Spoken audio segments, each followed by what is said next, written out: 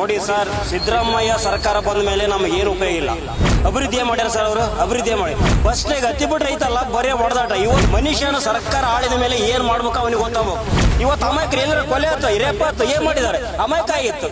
ಒಬ್ಬ SP ಮಾತಾಡ್ಬೇಕಾದ್ರೆ ಒಂದು ಗೌರವ ಕೂಡ ಕೆಪಾಸಿಟಿ ಇದೆ ಅವನಿಗೆ. ಮಕ್ಕಳೇ ಹೋಗಿದ್ದಾನ, ಮಕ್ಕಳೇ ಅದೇ ನಾನು ನನ್ನ ಮಗನಾಗಿದ್ರೆ ಕೆರಾತ ಹೊಡಿತಿದ್ದ ಅವನಿಗೆ. ಒಬ್ಬ SP ಗೌರವ ಇದೆ ಸರ್.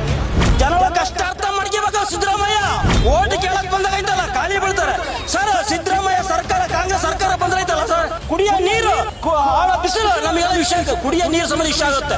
ಅವನ ಸರ್ಕಾರ ಇನ್ನೊಂದು 10 ದಿವಸ 10 ವರ್ಷ ಸರ್ಕಾರ ಇತ್ತಪ್ಪ ಅಂದ್ರೆ ನಾವೆಲ್ಲ ನೀರು ಅವ್ನು ಬರ್ಲಿ, ನಾನು ಕೊಲೆ ಮಾಡಿ ಬರ್ಲಿ. ಅವನು ಎದುರಿಗೆ ಹೇಳ್ತೀನಿ ರೀ ಸರ್, ಎದುರಿಗೆ ಹೇಳ್ತೀನಿ ನಾನು.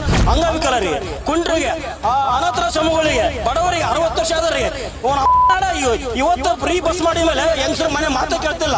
ಯಾವ ಬೇಕು ಸರ್ ದುಡ್ಡು? ಇವತ್ತು ಭಿಕ್ಷಣ ಕೂಡ, ಒಂದು ಭಿಕ್ಷಣಕ್ಕಂದ್ರೆ 1 ಕೋಟಿ ರೂಪಾಯಿ ಐತೆ. ಒಬ್ಬ ಮನೆ